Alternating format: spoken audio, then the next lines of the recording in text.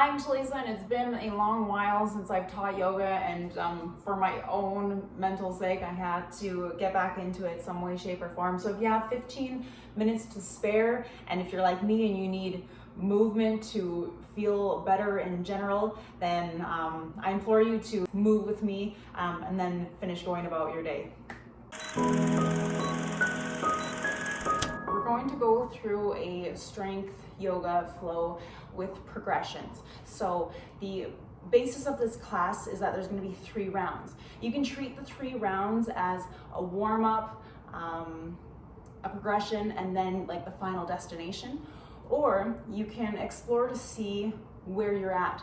So if the first round is very challenging for you, you're going to do the first round 3 times. So you're just going to ignore the progressions when I do the second round and the third round and stick with where you are.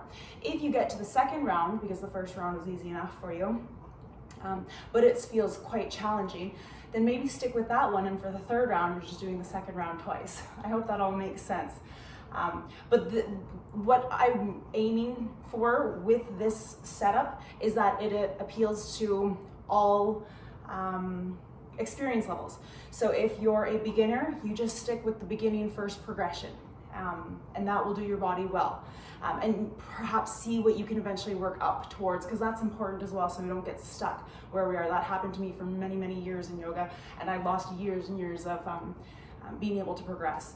And then also, if you're more advanced, I like to treat this as almost an ego suppressor. Again, reflecting on my own practice, a lot of times I would go into a yoga class and dive right into the hard stuff because I knew I could do it, and it was my ego talking essentially. But as everyone knows, in the workout fitness world, we need to warm our bodies up. So I like doing it this way because it really suppresses forces us to suppress the ego and go through the more basic movements to work to the more challenging ones. So it's just short, quick, and easy. Obviously, with anything movement, it will require effort. So give it your all.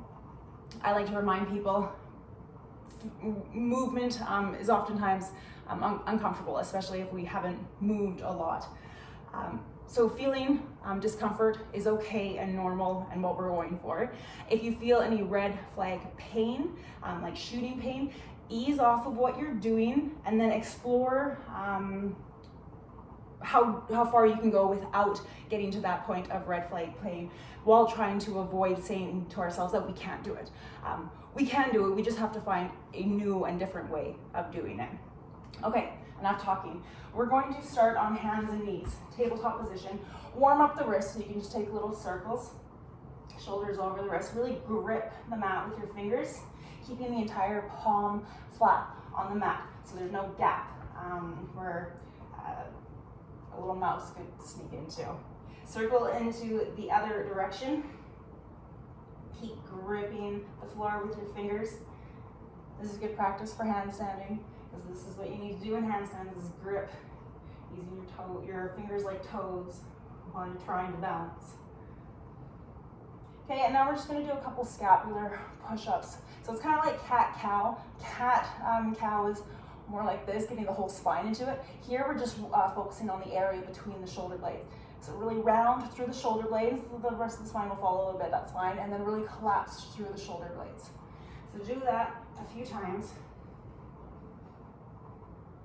And you should feel it working. Slow it down. A lot of times we race through things so that we don't have to feel, but sometimes just sitting through the discomfort and feeling every part of it does us good. Okay, so we're warmed up here, so we're moving on. We're ready for round 1. All we're going to do here is stay in our tabletop, pick up our right knee, and bring it in as we tuck our chin in, bringing our forehead and knee to touch. And we're going to hold this for 10, 9, 8, 7, 6, 5, 4, 3, 2, 1. Lower the knee down in front of the left knee, and then we're just going to lower down onto our hips. Do whatever you need to do to roll over onto your back. This is part 2 of round 1. We're working the front line of the body and the back line of the body. Bring your feet hip distance apart, so you shouldn't be able to see them when you look at your hips. Hands down by your side. tuck your chin into your chest, and lift the hips up. And we're just coming into bridge here, holding this.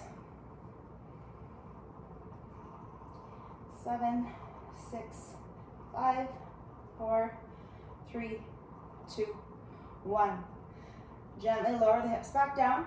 And to come out of this, we're going to come into a fetal position, kind of completing the circle, the loop around. And again, do whatever you need to do to get back to hands and knees. So this is the gentle version, but even if that takes you twice as long as it took me, then so be it. Work through it and you're going to benefit. Let's do the other side. Pick up the left knee, tuck the chin in towards the chest, forehead and knee touch, or they come as close to touching as possible. For 10, 9, 8, 7, 6, 5, 4, 3, 2, 1. Lower the left knee in front of the right. Lower down to your left hip. And do whatever you need to flip over.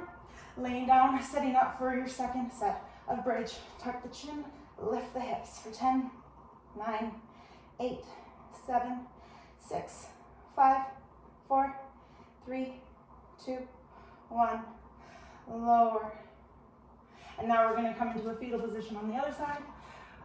Push yourselves up by whatever means necessary and come back to tabletop.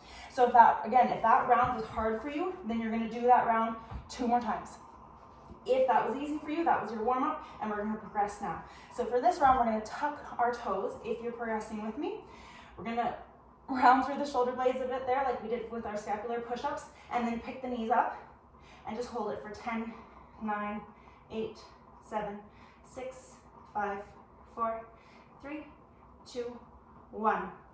From here, we're going to pick up the right foot, bring the knee in towards the chest, and then just step the right foot under and through so that we can just rotate onto our backs. Lay down. Here you're either doing bridge again, or if wheels in your practice, set up your hands and maybe just come to the top of your head to start. Just warm up. 6, 5, 4, 3, 2, 1. Tuck your chin. Use your hands to slowly lower yourself down. And now just stand up from this. For this round, we're just going to rock and roll up, turn around, back to hands and knees or tabletop position. Second round for this second progression. Pick the knees up, hold for 10, 9, 8, push through the shoulder blades, 5, 4, 3, 2, 1. Pick up the left foot, pull the left knee towards your chest, step it through and over, just so we can flip onto our bums and get set up for our bridge pose again. So doing bridge or wheel. So if you're doing wheel, you can stay on the top of your head again, or if it's feeling good, go ahead and just push up here. Look for 8, 7, 6, 5, 4, 3, 2, 1. Tuck the chin, slowly lower down with control. Come all the way down, shimmy, do whatever you need to. And we're going to rock and roll up again and just turn. Again, I always say by whatever means necessary, because it might look totally different for you, and that's fine. Do what you need to do to get back to the starting position. That was progression 2. If that felt hard enough, do that again. Or if you want to move on with me for the last round, then follow along. So tuck the toes, round through the shoulder blades, lift the knees. This time we're bringing the right knee in towards the chest, tuck the chin, forehead and knee contact for 10, 9, 8, 7, 6, 5, 4, 3, 2, 1. Now hold it. We're going to flip around for this. We're going to do like a mini wild thing. So I'm almost coming into like a bent leg, downward facing dog. And I'm just going to twist, open the hips. If it's in your practice and you really want to, you can do the whole flip around into a wheel. I'm not warmed up enough for that. So I'm just going to lower onto the bum. Same thing, same general premise as we were doing in the other rounds. Get set up for wheel here and come into full wheel. If full wheel is relatively easy for you, you can do wheel push-ups. We're doing this for 8, 7, 6, 5, 4, 3, 2, 1, tuck the chin, slowly lower down. To flip back around for this progression, we're going to straighten the legs, lift the heels and legs, everything off the ground, and then squeeze our bellies, lift the shoulder blades off the ground for this low boat pose. Hold for 3, 2, 1. Now with bent legs, which makes it easier, straight legs, come up to high boat pose, maybe it's called that, I'm not sure. Cross the ankles, bend the legs, cross the ankles, and we're just gonna flip around. I'm getting out of breath now. Okay, last round for this, for all of it. Tuck the toes, lift the knees, bring the left knee towards the chest, forehead to knee for 10, 9, 8, 7, 6, 5, 4, 3, 2, 1.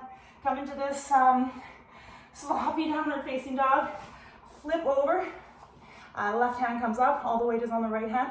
Again, if it's within your practice, you can go right into the downward facing dog, or just lower your bum. Lie back down. Last round of bridge, wheel on your head, full wheel push-ups. Again, whatever you are doing, let's get into it now. And holding for 10, 9, 8, 7, 6, 5, 4, 3, 2, 1. Tuck the chin with control. Lower down. Shimmy out of it. I always have to do a shimmy. And then we're going to straighten the legs. Get set up for low boat again and get right into it. Only for 3, 2, 1. Again with bent knees to make it easier, or straight legs. Come up to high boat for 3, 2, 1. Cross the opposite ankle on top. Lower the feet. Twist around. Tabletop. And lower your bum to your heels. I need a drink of water. So by all means, get a drink of water for yourself as well. Roll out the wrists slowly and gently. Just give them a bit of that wrist love. A lot of yoga is on the wrists, and it can be a lot on the wrists. So we show them some tender, loving care. Again, I base my yoga classes off of things that I wish I had learned sooner in yoga. And something I wish I had learned sooner is that wrists get uncomfortable when you're wearing that much weight, and it's okay to stop and give them some love and attention and a break if they need. So do whatever you need to do. And then we're just gonna come down into child's resting pose. So you can have knees together, knees splayed, kind of an in-between, that's what I like. Lower the rib cage down, reach the fingers forward. Before you rest the head down, really think about reaching the hips back.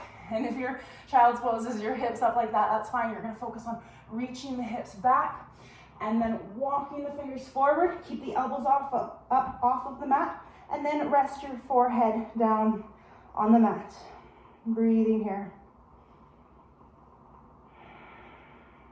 Stay where you are. I'm just lifting my head so it's easier to hear me. While you're here and breathing, really focus on expanding the back side of your rib cage. And then letting it close all in together on the exhale. Inhale, let it expand. Exhale, let everything come in and close off.